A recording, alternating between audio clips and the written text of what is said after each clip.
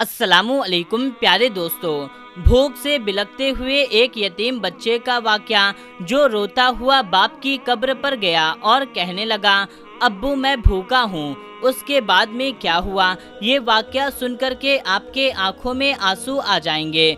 प्यारे दोस्तों, एक गरीब औरत थी, भूख और गुर्बत की मारी हामिला औरत थी। उसका शौहर फौत हो चुका था। शौहर के इंतकाल के बाद उसके यहाँ एक बेटा पैदा हुआ। जब उसका बेटा 4 साल का हुआ तो उस गरीब बेचारी के हालात दिन ब दिन खराब होते चले गए। यहाँ तक कि फाकों की नौबत आ गई थी। जब 2-3 दिन से बच्चे को खाने को कुछ ना मिला तो वो कब्रिस्तान गया और अपने बाप की कब्र को तलाश करने लगा। वो अक्सर अपनी माँ के साथ अपने बाप की कब्र पर आया करता था। उसकी माँ भी कब्रिस्तान जाया करती थी, शौहर की कब्र पर बीवी भी जाया करती थी और साथ में अपने छोटे बच्चे को भी ले जाया करती थी। तो ये बच्चा एक दिन माँ के बगैर अकेला ही कब्रिस्तान पहुँच गया और बाप की कब्र को तलाश करने लगा। बाप की कब्र को तलाश करने के बाद बाप के कब्र के सिरहाने बैठ करके जारो कतार रोने लगा और कहने लगा, अब्बू मैं 2 दिन से भूखा हूँ, खाने को कुछ नहीं है। उसके बाप के जाने के बाद उनका ये हाल हो गया था कि उनको गुर्बत ने यहाँ तक जकड़ लिया था कि नौबत यहाँ तक आन पहुँची थी कि उसकी माँ उसे हराम खिलाने पर मजबूर हो चुकी थी। उसकी माँ को कोई मजदूरी नहीं देता था, उसकी माँ को कोई काम नहीं मिलता था। उसकी गरीब माँ जब कोई मरा हुआ जानवर उसको मिल जाता तो उस हराम जानवर का मुर्दार गोश्त अपने बच्चे को मारे भूख के खिला देती। बाप की कब्र के सिरहाने ये 4 साल का बच्चा जारो कतार रो रहा था, चीख रहा था, चिल्ला रहा था। उधर से हजरत ईसा अलैहिस्सलाम का गुजर हुआ कि हजरत ईसा अलैहिस्सलाम ने जब उस 4 साल बच्चे को रोता हुआ, खून के आंसू बहाता हुआ, इस दर्द भरी फरियाद करता हुआ बच्चे के तोतले लहजे, बच्चे के नन्हे जुड़े हाथ देखे तो हजरत ईसा अलैहिस्सलाम का दिल भर आया। हजरत ईसा अलैहिस्सलाम ने उस बच्चे के सर पर हाथ रखते हुए फरमाया, ऐ बच्चे, अगर तू अपने बाप से मिलना चाहता है तो मैं थोड़ी देर के लिए तेरे बाप को कब्र से बाहर निकालूं। बच्चे ने कहा, आपका मुझ पर एहसान होगा। तो हजरत ईसा अलैहिस्सलाम ने 2 रकात नमाज पढ़ी। नमाज पढ़ने के बाद में अल्लाह ताला से दुआ करी और उसके बाद में कब्र की तरफ इशारा करते हुए फरमाया, ऐ मुर्दे, अल्लाह के हुक्म से जिंदा सही सलामत कब्र से बाहर निकल। जैसे ही हजरत ईसा अलैहिस्सलाम ने ये फरमाया कि ये मुर्दा अल्लाह के हुक्म से बाहर निकला तो एकदम कब्र फटी और अंदर से एक शख्स कलमा पढ़ता हुआ बाहर निकला कि ला इलाहा इल्लल्लाह ईसा रूहुल्लाह, ये कहता हुआ बाहर निकला। उसके चेहरे पर नूर ही नूर था। अपने ऊपर से मिट्टी झाड़ता हुआ बाहर निकला। जैसे ही उसकी कब्र फटी तो हजरत ईसा अलैहिस्सलाम को यूं महसूस हुआ कि इसकी कब्र जन्नत के बाग में से एक बाग बनी हुई है। उसकी कब्र के अंदर से खुशबू आ रही थी, इतर की खुशबू आ रही थी। ऐसा लगता था जैसे कब्र में जन्नत की खुशबू फैली हो। सुभान अल्लाह। जैसे ही बाहर निकला, अल्लाहु अकबर, अपने बेटे को देखा।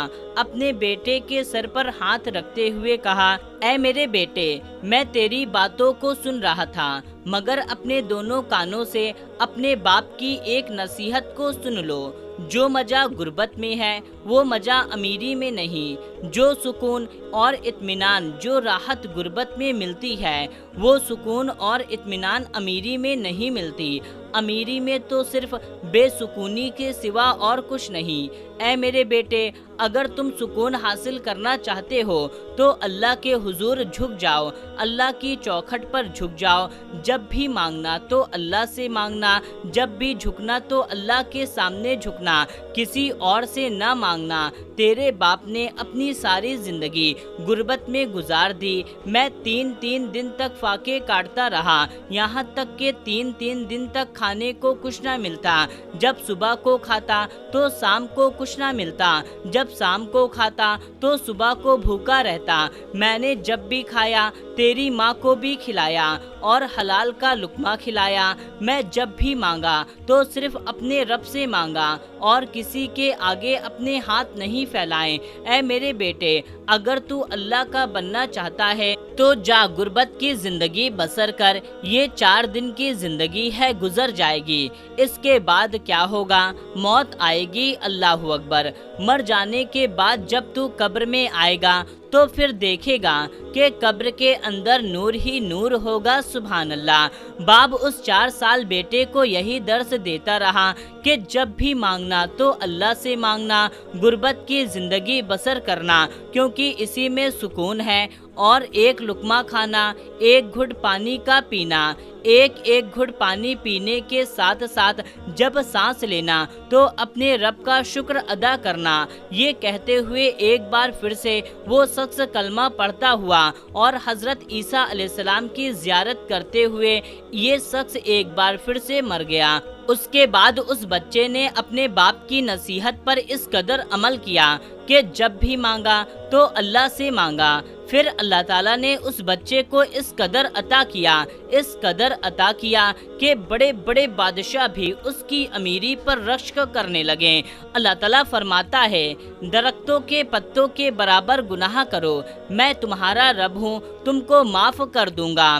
2 گناہ پر تم سے کبھی میری صلح نہ ہو پائے گی۔ پہلا یہ کہ جو تمہارا سر ہے، تمہارا قیمتی سر، جس میں سوچنے کی صلاحیت، بولنے کی اور سمجھنے کی صلاحیت موجود ہے، اس سر کو جب بھی جھکانا تو اپنے رب کے آگے جھکانا، غیر کے آگے نہیں جھکانا، یعنی اللہ کے ساتھ کسی کو شریک مت ٹھہراؤ۔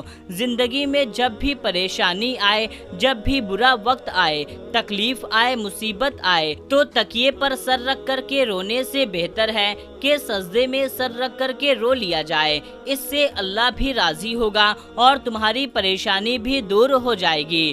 دوسرا بڑا گناہ جو یہ ہے کہ اپنے والدین کو دکھ مت دینا، والدین کو درد مت دینا، ورنہ میں روٹھ جاؤں گا، میں ناراض ہو جاؤں گا، اس پر میرا قہر ٹوٹے گا، اس پر میرا عذاب برسے گا، اس پر فرشتوں کی لعنت ہوگی۔